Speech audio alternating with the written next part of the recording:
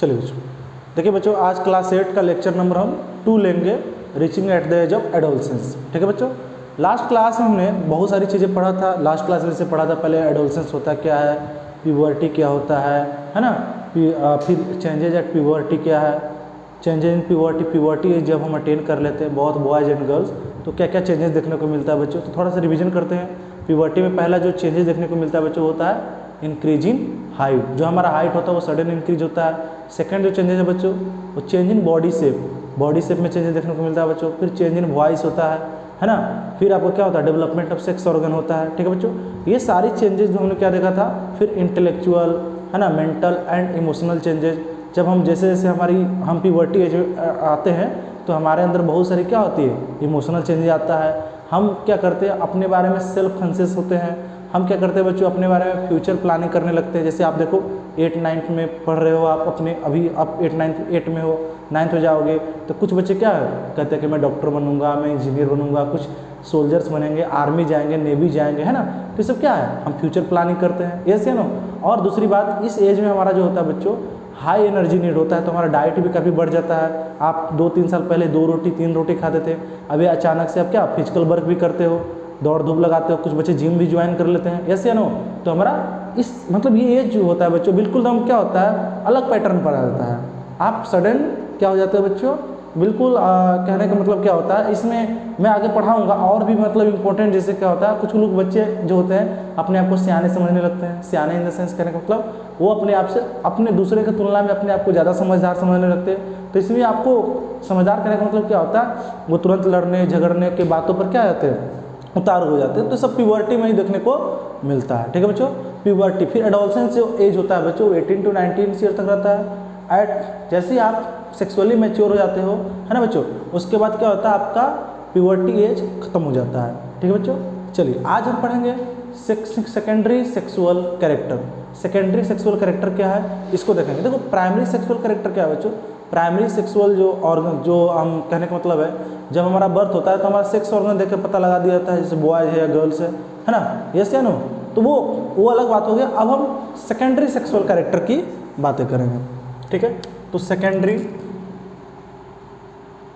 Sexual character. ठीक है बच्चों, देखिए सेकेंडरी सेक्सुअल कैरेक्टर को अगर हमको डिफाइन करना हो तो बच्चों क्या होता है, एक ऐसा फिजिकल फीचर्स जिसकी मदद से हम मेल को फीमेल से डिस्टिंग्विश कर पाए।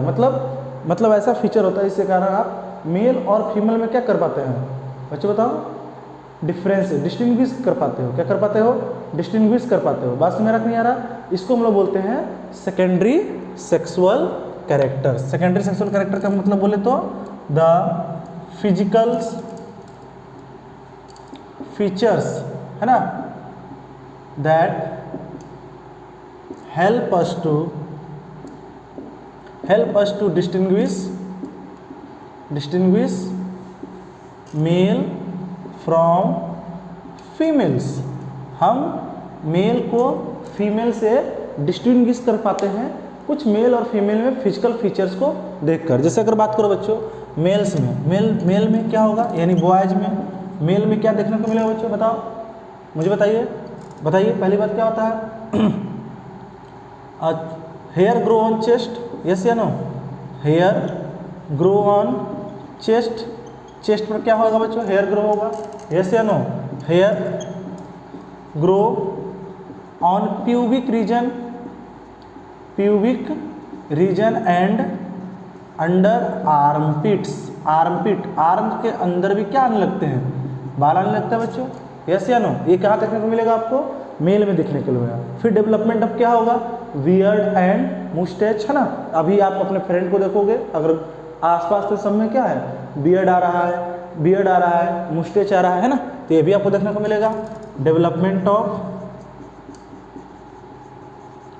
बियर्ड एंड मुस्टैच मतलब होता है बच्चों दाढ़ी। क्या होता है, दाढ़ी। बियर्ड मतलब दाढ़ी और मुस्टैच का मतलब होता है मूंछ। ठीक है बच्चों, फिर फीमेल्स में क्या क्या देखने को मिला बच्चों, मुझे बताइए। Development of enlargement of breast, इस तरह से समझ लीजिए, इनलार्जमेंट ऑफ ब्रेस्ट ब्रेस्ट क्या हो जाएगा बच्चों, जो ब्रेस्ट होता है ना, जिससे मदर्स मिल्क अपने बच्चे को मिल्क फीड करती है, यस या नो, उसको ब्रेस्ट बोलते हैं, यस या नो। तो ब्रेस्ट क्या हो जाएगा, इनलार्ज होने लगता है बच्चों, ठीक है। और हिप भी क्या होता है, इनलार्ज होता है, enlarged of breast and hips. Hips ये नीचे वाला जो पार्ट होता है, यस या नो, नीचे वाला जो कमर का नीचे वाला पार्ट है बच्चों, वो थोड़ा इनलार्ज हो जाते हैं, पैरेलली शिफ्ट हो जाता है। उसके कुछ रीजन वो मैं बताऊंगा, ठीक है। फिर hair grow on, hair grow on pubic region and under arms. Arms और प्यूबिक रीजन में क्या होगा बच्चों, हेयर का ग्रोथ होगा। ये कुछ क्या है, फिजिकल फीचर्स है, जिसके कारण से हम, जिसकी मदद से मेल को फीमेल से क्या करते हैं, डिस्टिंग्विश कर पाते हैं, ठीक है बच्चों।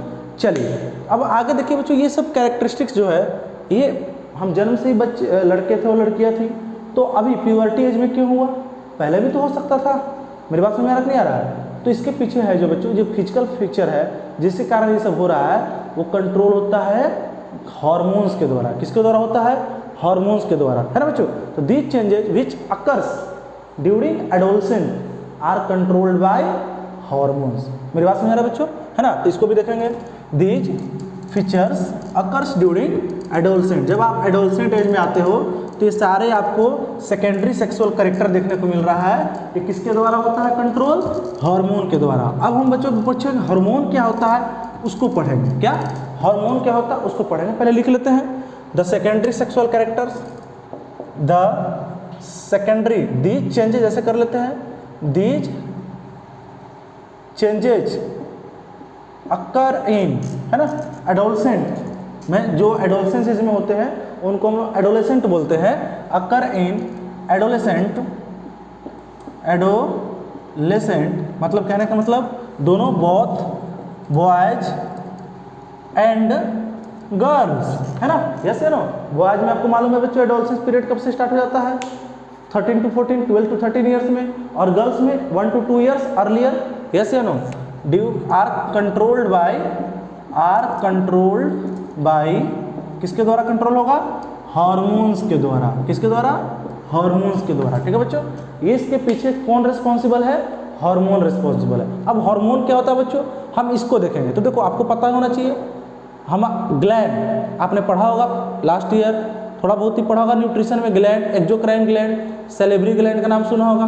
तो ग्लैंड जो होता है बच्चों दो टाइप का होता है। क्या, दो टाइप का ग्लैंड होता है। एक आपका होता है, बताइए, एक्सोक्राइन ग्लैंड, और एक होता है इंडोक्राइन ग्लैंड। एक एक्सोक्राइन और एक इंडोक्राइन ग्लैंड होता है। तो जो इंडोक्राइन ग्लैंड होता है बच्चों, वो सिक्रीट करता है एक केमिकल सब्सटेंस जिसका नाम होता है हार्मोन्स। तो पहले पढ़ेगा बच्चों, व्हाट इज हार्मोन्स। हार्मोन क्या है, हार्मोन क्या है, क्योंकि हार्मोन्स के कारण ये क्या हुआ है बच्चा, हार्मोन्स के कारण ये क्या हुआ है, मेल और फीमेल यानी बॉयज एंड गर्ल्स में सेकेंडरी सेक्सुअल कैरेक्टर्स का डेवलपमेंट हुआ है। तो इसको देखेंगे। तो हार्मोन्स अगर सिंपली अगर मैं डिफाइन करूं तो क्या होता है, it is a chemical substance. क्या है, it is a chemical substance which is secreted from endocrine gland और endocrine system। जो किसके द्वारा सिक्रीट होता है, इंडोक्राइन ग्लैंड या इंडोक्राइन सिस्टम के द्वारा। मतलब कहने का मतलब है बहुत सारे इंडोक्राइन ग्लैंड को बना दीजिएगा तो क्या मिल जाएगा, वो इंडोक्राइन सिस्टम होता है। देखो बच्चों थोड़ा सा और जान लो, जो इंडोक्राइन ग्लैंड होता है बच्चों वो डक्टलेस ग्लैंड होता है। क्या होता है, डक्टलेस ग्लैंड। मतलब कहने का मतलब उसके पास क्या है, नली नहीं होता है, ट्यूब नहीं होता है। मेरी बात समझ आ रहा है। जो भी इंडोक्राइन ग्लैंड है वो अपना जो सिक्रीशन है डायरेक्टली ब्लड में क्या कर देता है, सिक्रीट कर देता है या पोर कर देता है ना। वो मतलब जो सिक्रीट कर रहा है सब्सटेंस उसको डायरेक्टली किस में पोर कर दिया, डाल दिया ब्लड में, ब्लड स्ट्रीम में। और आपको पता होना चाहिए बच्चों ब्लड जो है क्या हमारे पूरे बॉडी पार्ट में फ्लो करते रहता है। अब जो वो पार्टिकुलर हार्मोन है, पार्टिकुलर जो केमिकल सब्सटेंस है, वो जहाँ पर उसको एक्ट करना है वहाँ पर पहुँचेगा, जिसका नाम होता है टारगेट साइट। सेल, टिश्यू और कुछ भी हो सकता है, यस या नो। क्या होता है, टारगेट साइट कहते हैं। मेरी बात समझ नहीं आ रहा है। एक तरह से क्या किया, केमिकल मैसेंजर का काम किया। जैसे हम किसी को मैसेज देते हैं ना, तो जहाँ पर उसको एक्ट करना है, जहाँ पर उसको काम करना है वहाँ पर पहुँचेगा, तो हार्मोन जो होता है अपने टारगेट साइट पर पहुँचेगा और वहाँ पर वो क्या कर देता है, उस हार्मोन का स्टिमुलेट, क्या कर देता है, hormone is stimulated by the organ, cell और टिश्यू। अब वहाँ से वो एक्शन होना क्या होता है, काम स्टार्ट हो जाता है बच्चों। तो ये मैं लिख रहा हूँ, हार्मोन क्या है, केमिकल सब्सटेंस है जो कि इंडोक्राइन ग्लैंड के द्वारा क्या होता है, सिक्रेटेड होता है। ठीक है बच्चों, इंडोक्राइन ग्लैंड के बारे में भी जान लो बच्चों। जो इंडोक्राइन ग्लैंड है, endocrine gland secrete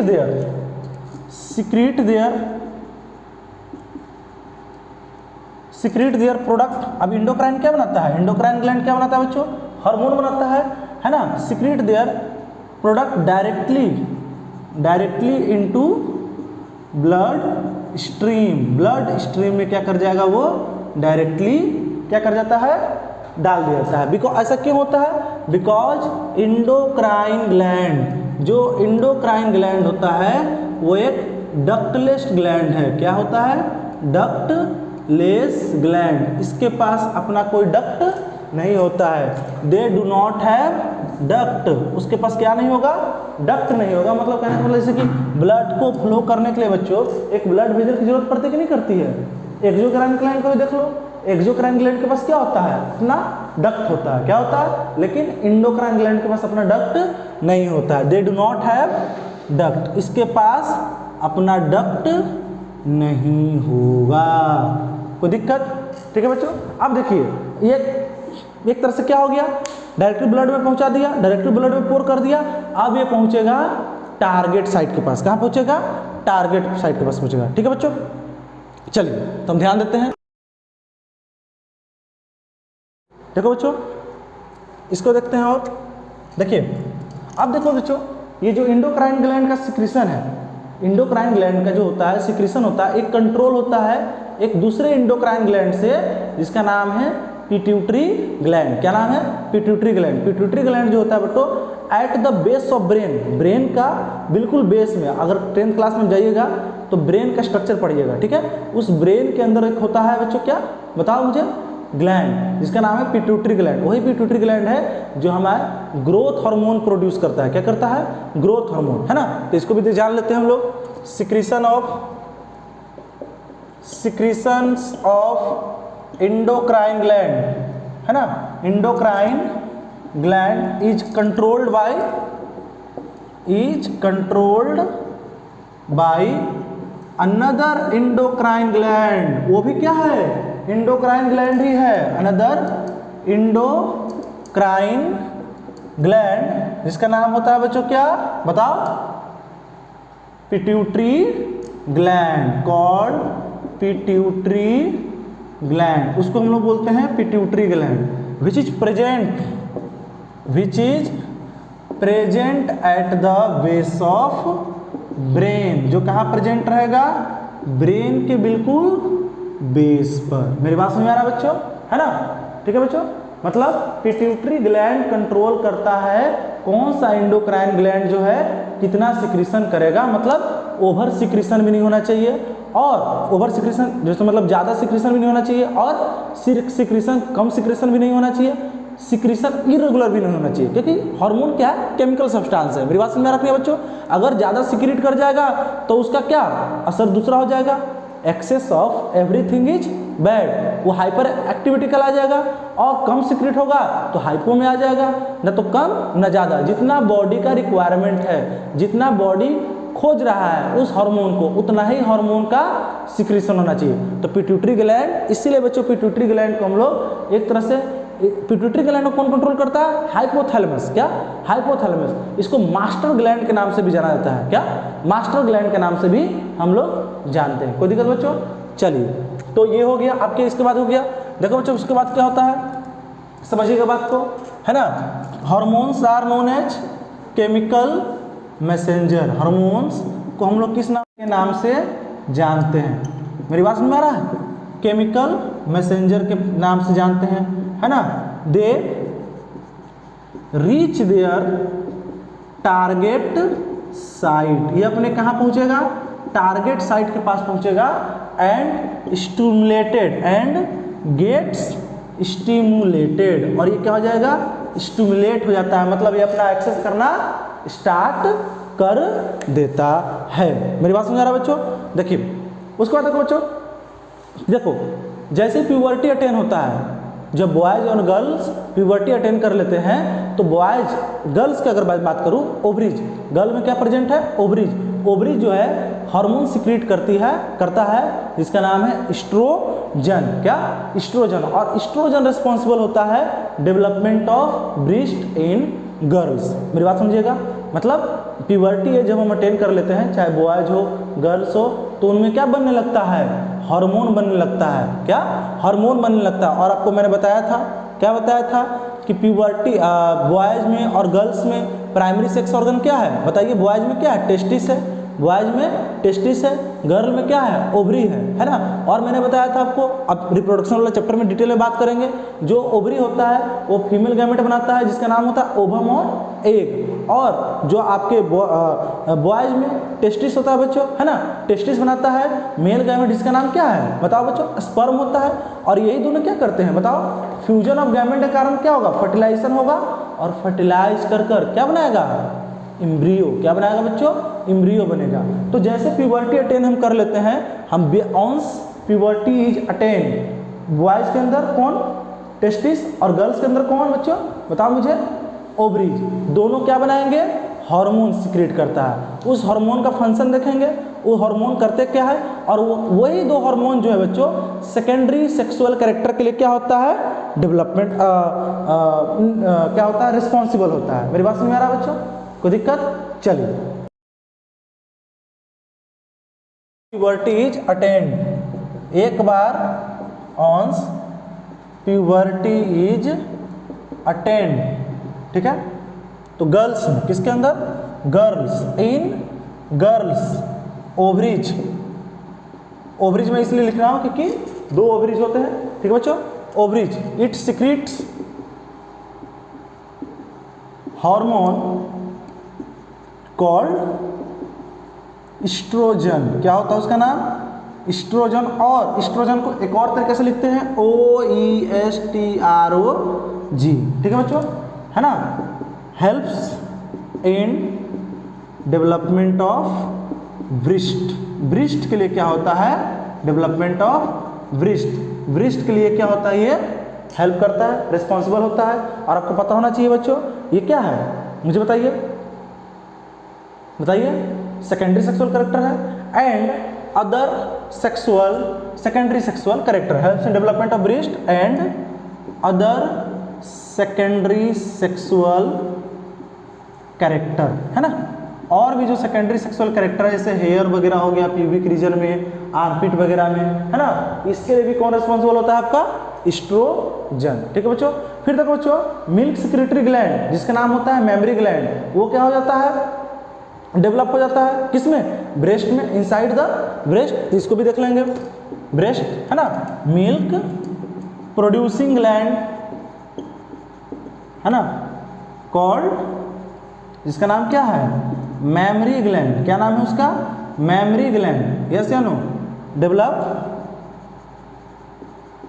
inside the breast. Breast के अंदर क्या क्या बन जाएगा, मेमरी ग्लैंड का फॉर्मेशन स्टार्ट हो जाता है। और जो प्रोडक्शन ऑफ मिल्क होता है वो कंट्रोल होता है another endocrine gland called pituitary gland. जो मिल्क प्रोडक्शन होता है मेमरी ग्लैंड के द्वारा, वो कौन उसको कंट्रोल करता है, कौन रेगुलेट करता है, पिट्यूटरी ग्लैंड। तो वो भी देखेंगे हम लोग बच्चों, द प्रोडक्शन ऑफ मिल्क, है ना, उसको भी देखते चलेंगे। The production of milk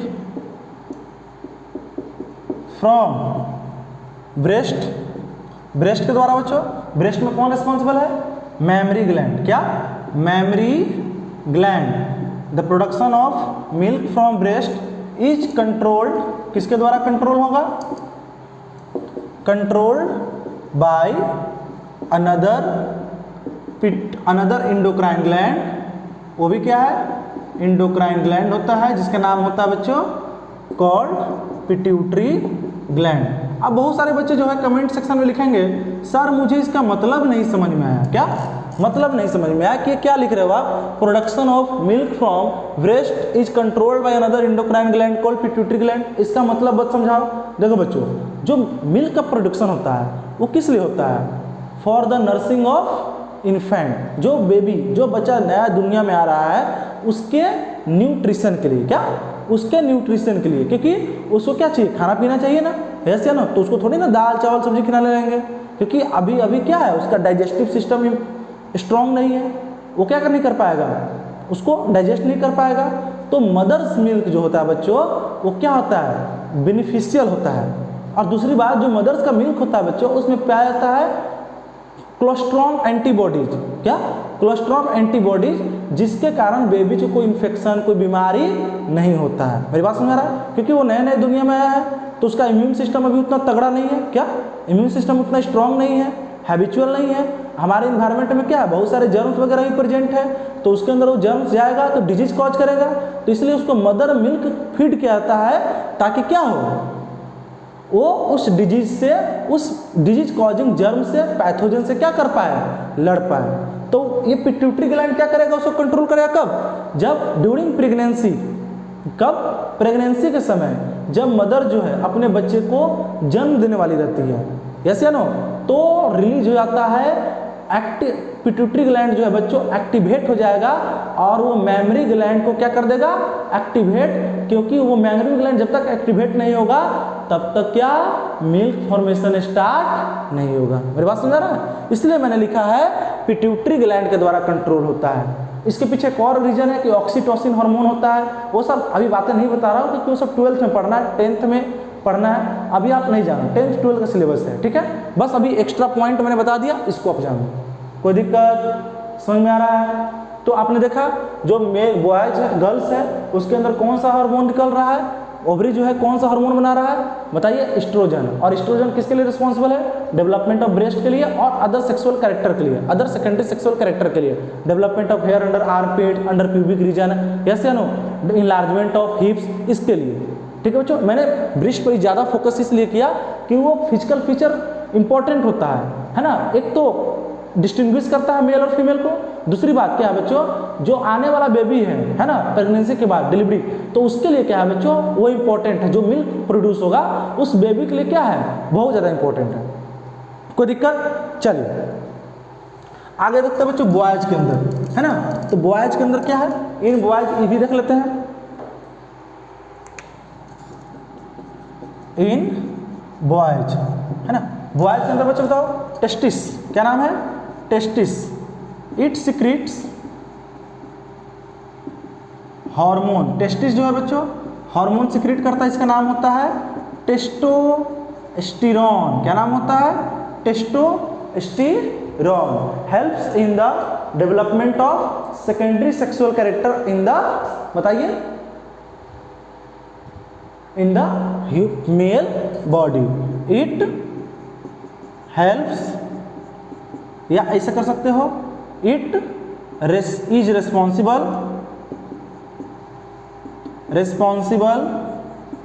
for, है ना, secondary sexual character, secondary sexual characters in male body. Male body में यानी बॉयज में जो आप सेकेंडरी सेक्सुअल कैरेक्टर देख रहे हो, बियर्ड देख रहे हो, मुस्टैच देख रहे हो, हेयर ऑन चेस्ट देख रहे हो, हेयर ऑन प्यूबिक रीजन देख रहे हो, हेयर अंडर आर्मपिट देख रहे हो, इसके लिए कौन जिम्मेदार है बच्चों, बताओ मुझे? Testosterone hormone. कौन? टेस्टोस्टेरोन जिम्मेदार है। टेस्टोस्टेरोन का सिक्रीशन होता है किसके द्वारा? टेस्टिस के द्वारा। That are responsible for the development of, किसके लिए? Secondary sexual character in boys या मेल। ठीक है बच्चों, अब आते हैं बच्चों, ठीक है। इसके बाद हम समझते हैं, बहुत सारी बातें हैं, इसको देखेंगे, ठीक है। और देखो आपको ध्यान में रखना है, ऐसे तो हार्मोन बहुत सारा है, लेकिन एनसीईआरटी में इतना ही लिखा है, तब एनसीईआरटी के बाद एनसीईआरटी को एक्सक्लूसिवली फॉलो करते चल रहे हैं। और भी कुछ एक्स्ट्रा पॉइंट होता है, उसको मैं यहाँ मेंशन करते चलता हूँ, जैसे पिट्यूटरी ग्लैंड वाला हो गया, यस या नो, तो इसको भी क्या करना है, आपको ध्यान में रखना है। अब चलिए बच्चों, reproductive phase in reproductive phase of in human देख लेते हैं, है ना, reproductive phase of life in human, ठीक है। अगला टॉपिक जो है हमारा बच्चों रिप्रोडक्टिव फेज, मतलब ह्यूमंस के अंदर जो रिप्रोडक्शन होता है वो कितने स्टेज में होता है, तो आप इसको समझिएगा। टॉपिक ले लेते हैं,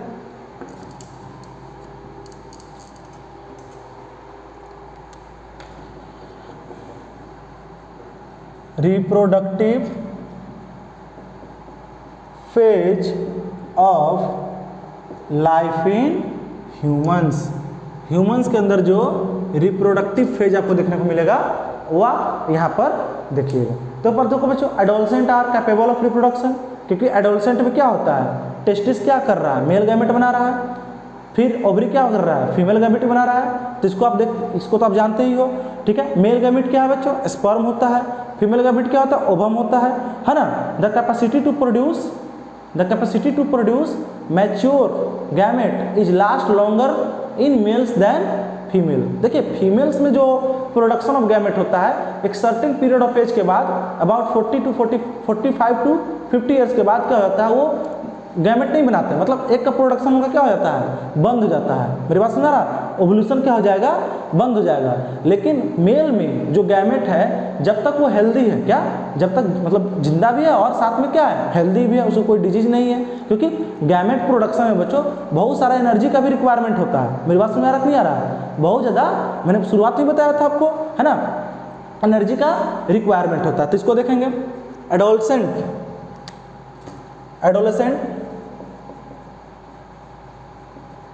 आर कैपेबल ऑफ रिप्रोडक्शन, मतलब वो रिप्रोडक्शन में क्या कर सकते हैं, पार्ट ले सकते हैं, मतलब has capacity to produce their young ones. उनके अंदर क्या है, अपने यंग वंस को क्या कर सकते हैं, प्रोड्यूस कर सकते हैं। इसका मतलब ये हुआ कैपेसिटी टू प्रोड्यूस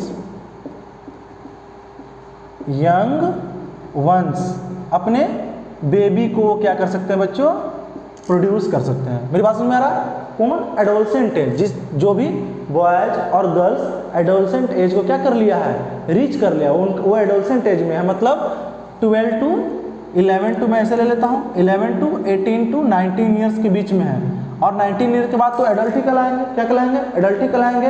तो वो क्या कर सकते हैं, have capacity to produce their young ones, okay.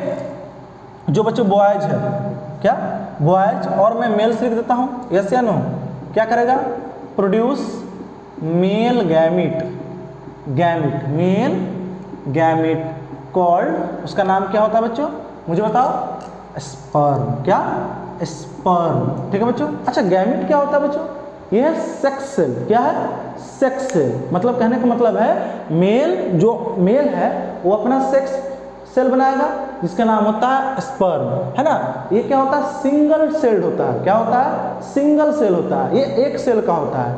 ये आपको क्या करना है, ध्यान में रखना। अभी स्पर्म का अगला जो चैप्टर है रिप्रोडक्शन वाला, रिप्रोडक्शन इन एनिमल्स, उसमें हम डिटेल में बात करेंगे, ठीक है।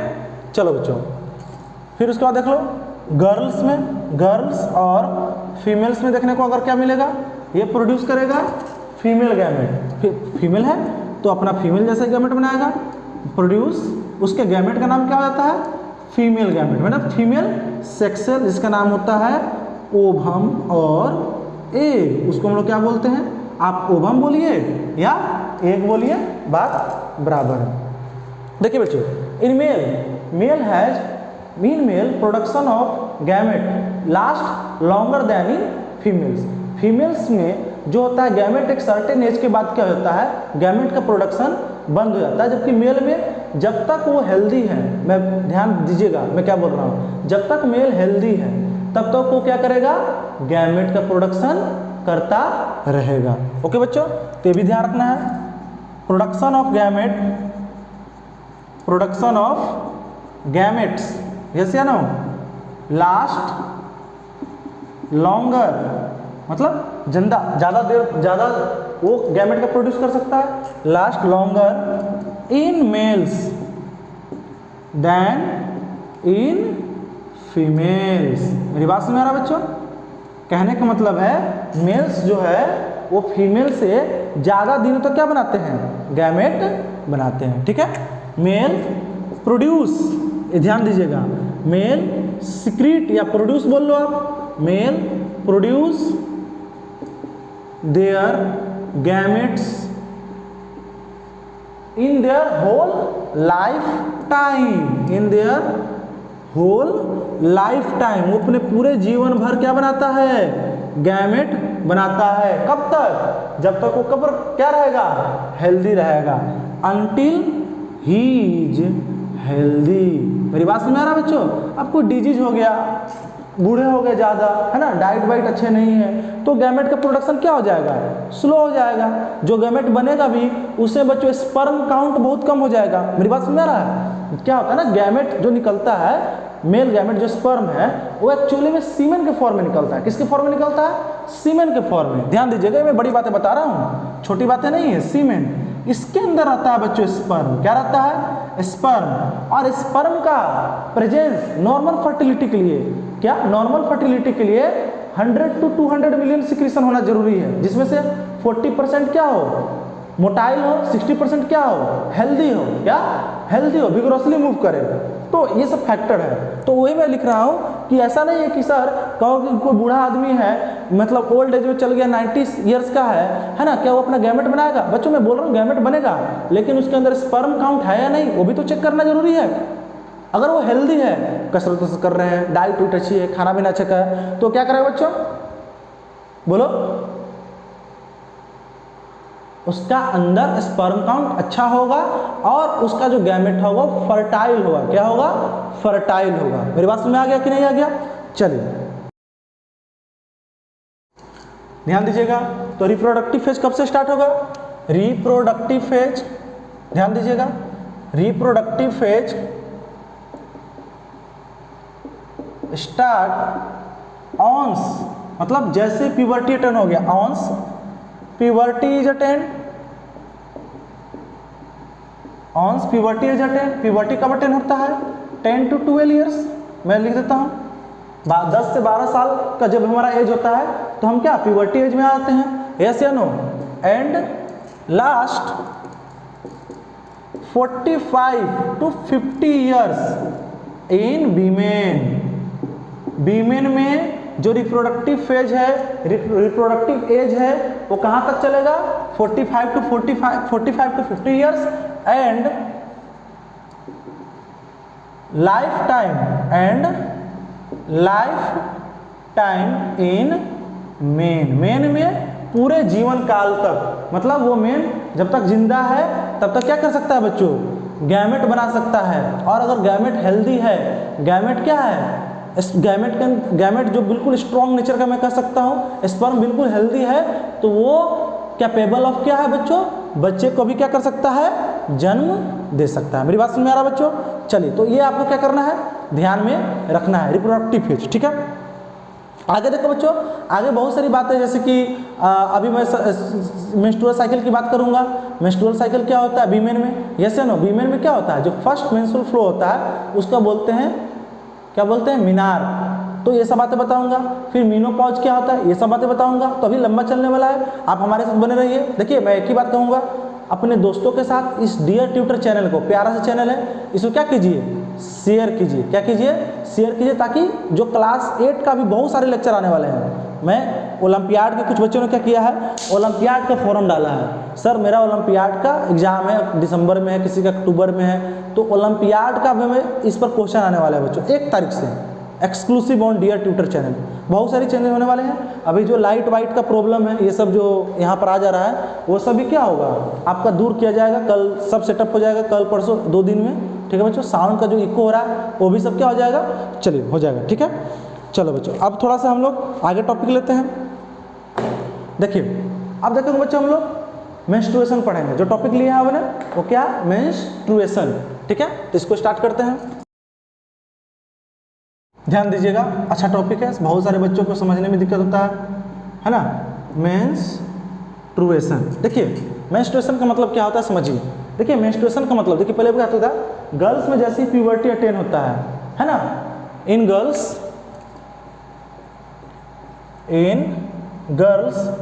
ऑन, है ना, onset of, during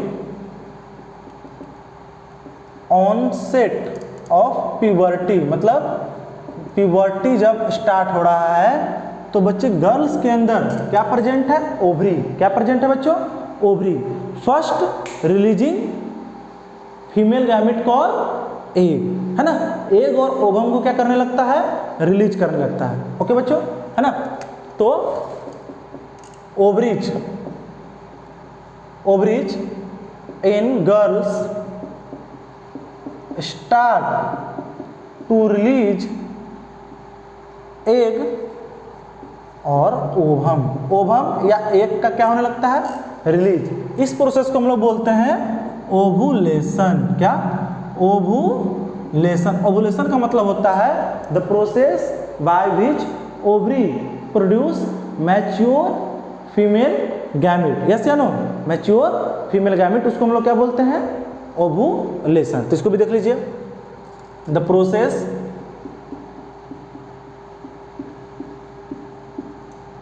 by which ovary release mature egg और ओवम, मैच्योर एग और ओवम इज नोन एज, क्या कहेंगे बच्चों, बताओ, ओवुलेशन। ओवुलेशन का मतलब होता है रिलीजिंग ऑफ एग। एग जो होता है बच्चों रिलीज होता है किसके द्वारा, ओवरी के द्वारा। मैंने लिखा ना, by which ovary release mature egg, उसे क्या बोलेंगे, ओवुलेशन। ठीक है बच्चों, तो थोड़ा सा और हम ओवरी के बारे में बात करते हैं। ठीक है, देख लीजिए बच्चों, इसको रब कर देते हैं। तो गर्ल्स में जो ओवरी कितने हैं बच्चों, 1 पेयर। क्या है, 1 pair, present in the abdominal cavity. हमारा जो गर्ल्स के अंदर जो एब्डोमेन है उसके एब्डोमिनल कैविटी में क्या है, 1 पेयर ओवरी प्रेजेंट है। ओके बच्चों, तो इसको भी देखेंगे, 1 पेयर ऑफ ओवरी, ओवरीज या ओवरी कर लो ज़्यादा अच्छा रहेगा, present in the abdominal cavity of abdominal cavity of, किसके एब्डोमिनल कैविटी में बताइए, ऑफ गर्ल्स। ओके बच्चों, है ना, 1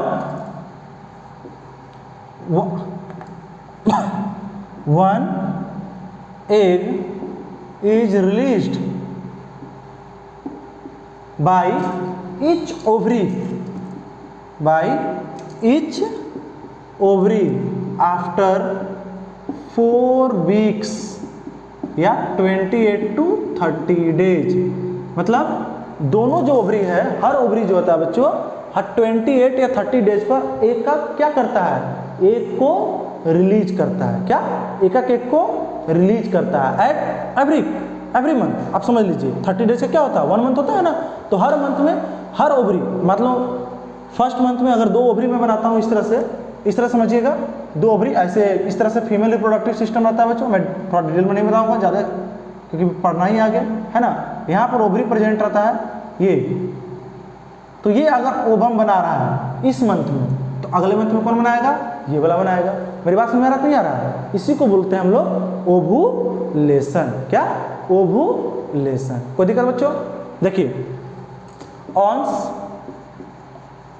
ओवुलेशन अक्कर, मतलब एक बार ओवुलेशन हो गया तो जो और सेकेंड और जो सेक्सुअल पार्ट है जैसे कि यूट्रस का वाल होने लगता है थिकेंड, है ना, तो wall of uterus become thick. Yes या no, wall of uterus become thick या थिकर। यूट्रस का वाल क्या होता है, थिकर होता है। देखो बच्चों, ये सब क्या है, नेचुरल प्रोसेस है। This is a natural process, ये सब अपने आप हो रहा है, इसमें हमारा कोई रोल नहीं है, नेचुरल प्रोसेस है। ठीक है बच्चों, है ना। To receive the fertilised egg if it does so, नहीं समझे आप, जो एग रिलीज हुआ है बच्चों, अगर वो एग फर्टिलाइज कब होगा, जब मेल गैमेट आएगा, स्पर्म आएगा, तो स्पर्म जो है एग के साथ क्या कर गया, फ्यूज कर गया, और फर्टिलाइज हो गया, ठीक है बच्चों, फर्टिलाइज हो गया, यस या नो। अब वो फर्टिलाइज है क्या बन जाता है, जाइगोट, क्या कहलाता है, जाइगोट। जाइगोट का मतलब फर्टिलाइजेशन क्या होता है, the fusion of male and female gamete to form zygote is known as fertilisation कहते हैं। अब वो जाइगोट जो है बच्चों कहाँ आएगा, यूट्रस में आएगा, यूट्रस के वाल में, ये क्या है, यूट्रस, क्या है, यूट्रस, ये यूट्रस के वाल में आकर क्या होता है, चिपक जाता है, यूट्रस के वाल में क्या हो जाएगा, स्टिक हो जाएगा।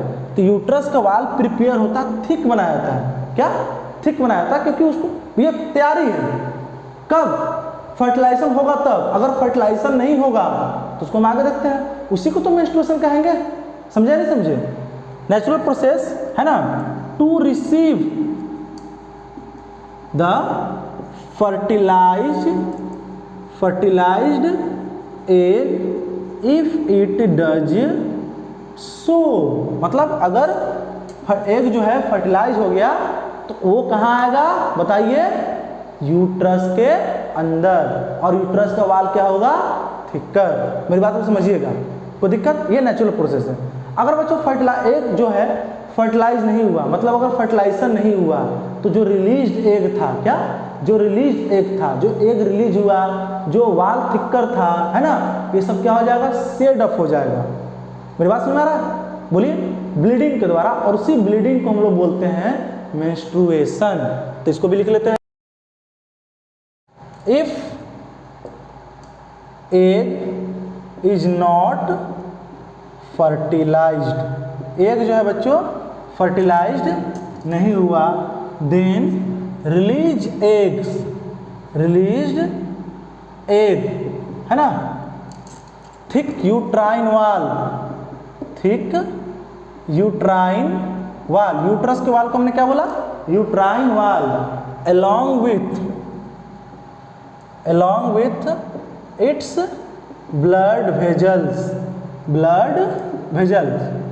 are shed off, क्या हो जाएगा, वो बाहर की ओर निकल जाएगा, है ना, बात समझ आ नहीं आ रहा, और this causes bleeding in women called as, बताइए, menstruation, shed off, this causes, इसके कारण क्या होगा बच्चों, वीमेन में ब्लीडिंग होगा, this causes bleeding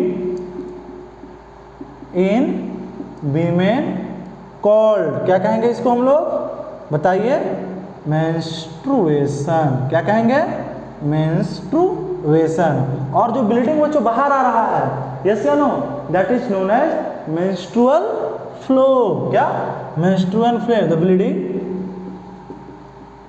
is known as menstrual flow. मेरी बात समझ में आ गया बच्चों, तो ध्यान दीजिएगा, जब गर्ल्स जो है बच्चों क्या करती है, प्यूबर्टी अटेन कर लेती है, तो फर्स्ट उसका मेंस्ट्रुअल फ्लो जो होता है वो कहलाता है मिनार्क, क्या कहलाता है, मिनार्क, मतलब मेंस्ट्रुएशन जब स्टार्ट होता है,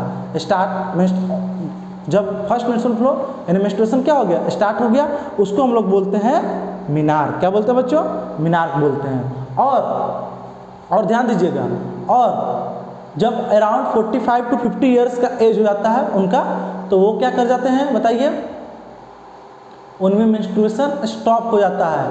मेंस्ट्रुएशन स्टॉप क्यों हो गया, क्योंकि ओवुलेशन स्टॉप हो गया, क्या, ओवुलेशन स्टॉप हो गया, ओवुलेशन हो ही नहीं रहा है, एग रिलीज हो ही नहीं रहा है, तो बच्चों क्या उसका फर्टिलाइजेशन होगा, यूट्राइन थिक वाल होगा, कुछ नहीं होगा।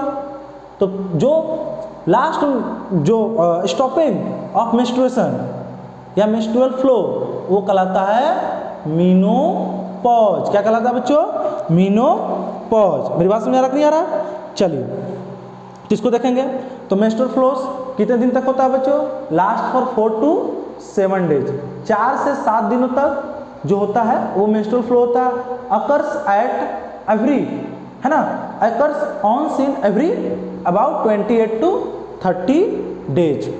इसको भी देखेंगे, देख लीजिए, menstrual flow last for 4 to 7 days, ऐसे नॉर्मल क्या है बच्चों 5 डेज होता है। Menstrual flow last for 4 to 7 days, 4 से 7 दिन तो चलता है। मैं एवरेज क्या लिख लेता हूँ बच्चों, बताइए 5 डेज का, 5 दिन तक रहता है, यस या नो। अकर्स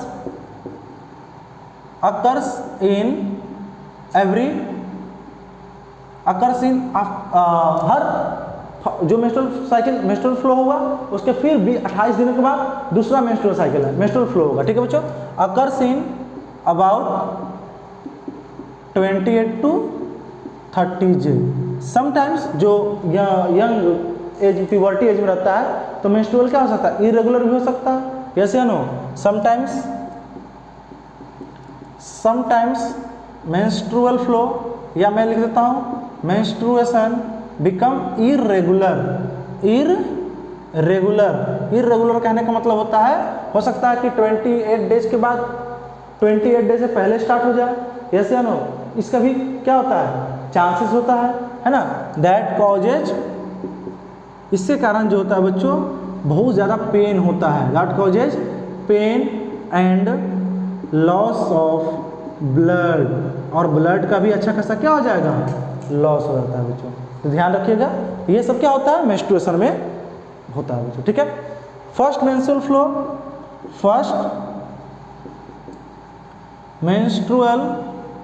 फ्लो, और इसी को बोल लो बच्चों मेंस्ट्रुएशन। जो फर्स्ट मेंस्ट्रुएशन होता है गर्ल्स के अंदर, गर्ल्स में वो कहलाता है मीनार्क। क्या कहलाता है बच्चों, मीनार्क। जब उनका उम्र कितना रहता है, 11 to 12 ईयर्स, यस या नो, मेरी बात समझिएगा।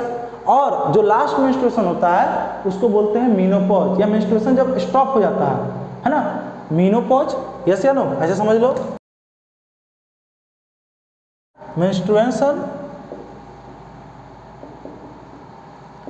मेंस्ट्रुएशन गेट्स स्टॉप कब होगा बच्चों, 45 to 50 ईयर्स एज में। जब वीमेन का एज कितना हो जाएगा, 45 से 50 ईयर्स का हो जाएगा, तो उसको क्या बोलते हैं बताओ, मीनोपॉज, कॉल्ड एज मीनोपॉज। उसको हम लोग क्या बोलते हैं बच्चों, मीनोपॉज बोलते हैं। तो समझ में आ गया, जो फर्स्ट मेंस्ट्रुअल फ्लो होगा वो होगा, बताइए मीनार, और जो लास्ट मेंस्ट्रुअल फ्लो होगा, मेंस्ट्रुएशन स्टॉप होगा, उसको बोल देते हैं मीनोपॉज। ओके बच्चों, देखिए अब हम लोग पढ़ेंगे बच्चों मेंस्ट्रुअल साइकिल। तो मेंस्ट्रुएशन समझ में आ गया, मेंस्ट्रुएशन क्या होता है, कब होता है, जब एग फर्टिलाइज नहीं होगा तो जो रिलीज एग है और साथ में जो वाल जो थिक हुआ था किसका, यूट्रस का, along with its blood vessel, सारे के सारे क्या हो जाते हैं, सेड ऑफ हो जाते हैं बाय ब्लीडिंग, यस या नो।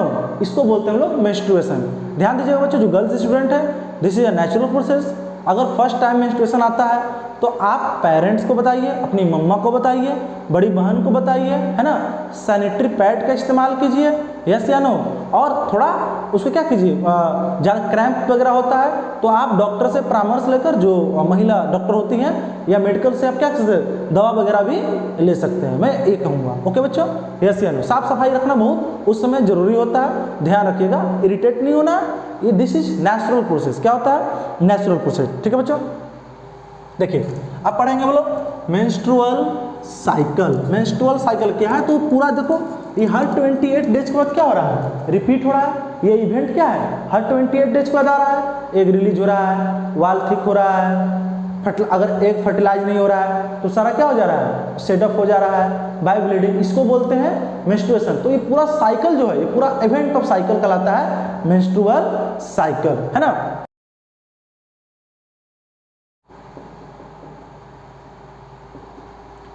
मेंस्ट्रुअल साइकिल, तो मेंस्ट्रुअल साइकिल को कैसे डिफाइन करेंगे बच्चों, the cycle of changes taking place in ovaries after and uterus after every 28 days and mark by the, किसके द्वारा होता है, mark by the menstrual flow is known as, क्या कहेंगे, मेंस्ट्रुअल साइकिल। ओके बच्चों, द साइकिल किसका cycle है बच्चों, the cycle of changes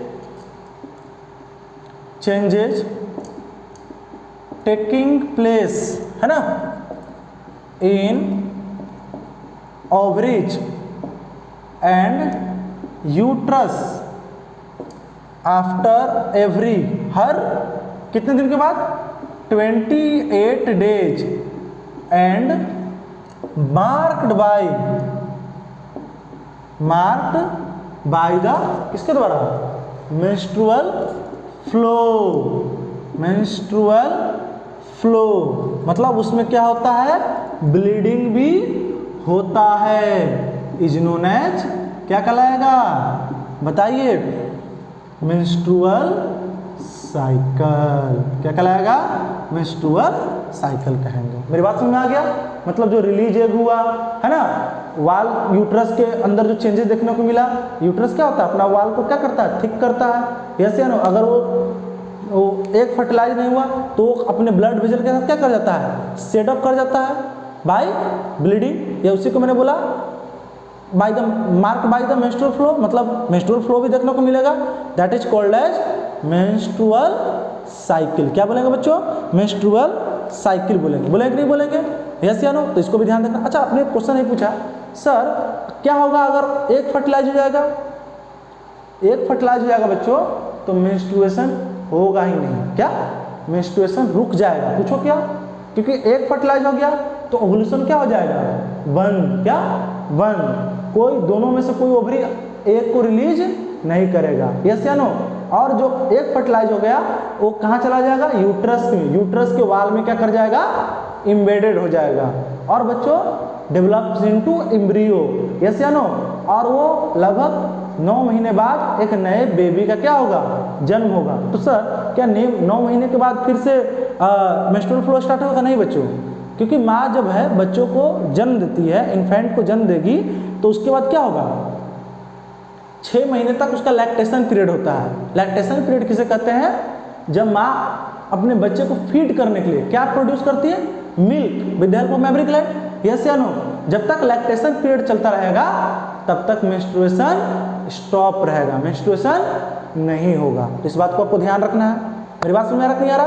rare cases में कहीं कहीं देखने को मिलता है, तो वो सब अलग फैक्टर है, डाइट वगैरह पर है ना, वो सब भी डिपेंड करता है, तो इसको भी ध्यान दीजिएगा बच्चों। व्हाट हैपेंस, एक क्वेश्चन है, what happens when release egg, जो एग रिलीज हुआ है वो क्या हो गया, फर्टिलाइज। अगर वो फर्टिलाइज होगा तो क्या हो जाएगा, तो इसको कैसे समझेंगे बच्चों, if the egg is release egg gets fertilise, ध्यान दीजिएगा, if released egg gets fertilise, मतलब एक का क्या हो गया, फर्टिलाइजेशन हो गया है ना, देन जाइगोट फॉर्म, क्या बनेगा, zygote form and embedded into uterus वाल। इस यूट्रस जो है अपने वाल को इसलिए तो प्रिपेयर कर रहा था, थिक बना रहा था, क्यों, कि अगर फर्टिलाइज एग आएगा, जाइगोट आएगा तो कहाँ एम्बेडेड होगा, बताइए, यूट्रस के वाल में। नहीं समझ में आ गया, लिखा है ना एनसीईआरटी ने, यूट्रस अपने वाल को क्या बनाता है, थिकर बनाता है, तो इसलिए तो बनाता है, नहीं समझे। If released egg get fertilized then zygote form and divided into uterus wall and here development of embryo takes place. क्या होगा, एम्ब्रियो का डेवलपमेंट होगा। सर मेरा क्वेश्चन तो बताइए, क्या मेंस्ट्रुअल फ्लो होगा, no, menstruation not take place, menstruation no, menstruation does not happen, menstruation नहीं होगा, है ना। कब तक नहीं होगा menstruation, it stops until the lactation period. कब तक रहेगा स्टॉप, लैक्टेशन पीरियड तक, मतलब जब तक मदर जो है मिल्क प्रोड्यूस करते रहेगी, मिल्क सिक्रीट करते रहेगी, तब तक क्या होगा, मेंस्ट्रुएशन नहीं होगा। ध्यान आया। तो मेंस्ट्रुअल साइकिल क्या है बच्चों, ये जो पूरा इवेंट है किसका, यूट्रस के अंदर और ओवरी के अंदर जो चेंजेस देखने को मिल रहा है, और उसके बाद क्या हो रहा है, मार्क बाय द ब्लीडिंग या मेंस्ट्रुअल फ्लो हो रहा है, इसी को बोलते हैं हम लोग मेंस्ट्रुअल साइकिल। क्या बोलते हैं, मेंस्ट्रुअल साइकिल। ये कब मेंस्ट्रुअल साइकिल, मेंस्ट्रुएशन कब होता है, जब एक फर्टिलाइज नहीं होता है तो, ठीक है। टॉपिक है।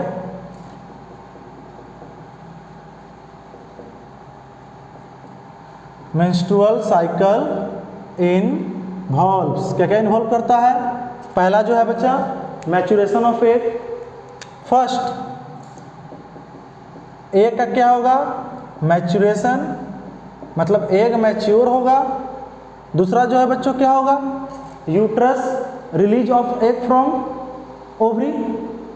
एग मैच्योर हो गया, अब वो क्या होगा? रिलीज होगा। Release of egg from ovary, ovary से एग का क्या हुआ?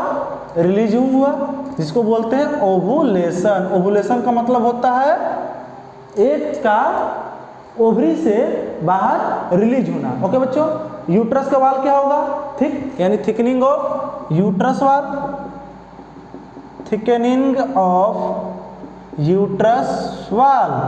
वाल, यूट्रस का जो वाल हो गया वो थिक हो गया। चौथा जो है बच्चों वो क्या हुआ बताओ?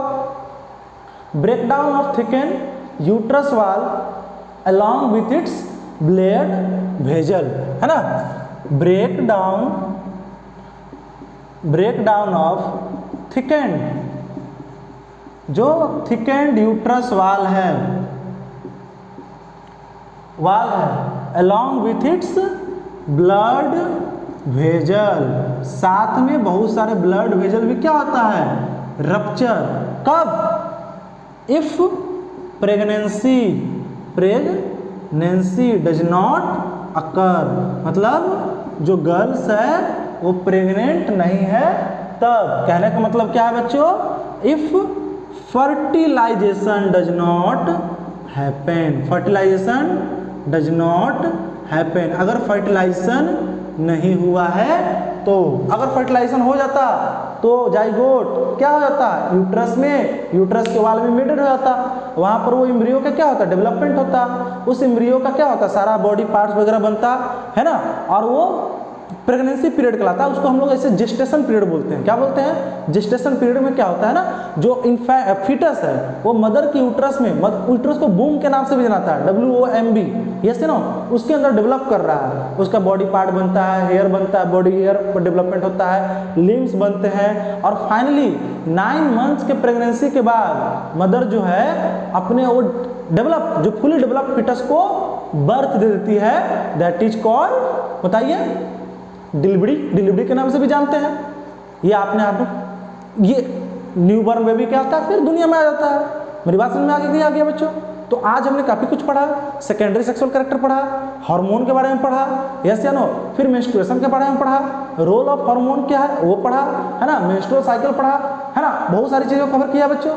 अगले लेक्चर में हम लोग और इसमें क्या करेंगे, आगे सेक्स कैसे डिटरमाइन करते हैं, है ना, मतलब जो न्यूबॉर्न बेबी है, जो आने वाला बेबी है दुनिया में, वो बॉय होगा या गर्ल होगा, है ना, इसको कैसे डिटरमाइन करते हैं, और भी हम लोग देखेंगे। तो अभी बच्चों दूसरा लेक्चर है आज, आप इसको देखिए, सब्सक्राइब कीजिए चैनल को, अपने दोस्तों में, अपने जो क्लासमेट है आपको उसको शेयर कर दीजिए, क्योंकि डियर ट्यूटर जो है बच्चों एक्सक्लूसिव बातें करता है, बिल्कुल आउट ऑफ द सिलेबस से कुछ हटकर नहीं पढ़ाया जा रहा है। ये आपके पूरे एनसीईआरटी में लिखा हुआ है, एनसीईआरटी का लाइन बाय लाइन आपको समझाया जा रहा है। चलिए बच्चों, thank you, all the best, आप पढ़ाई करते रहिए।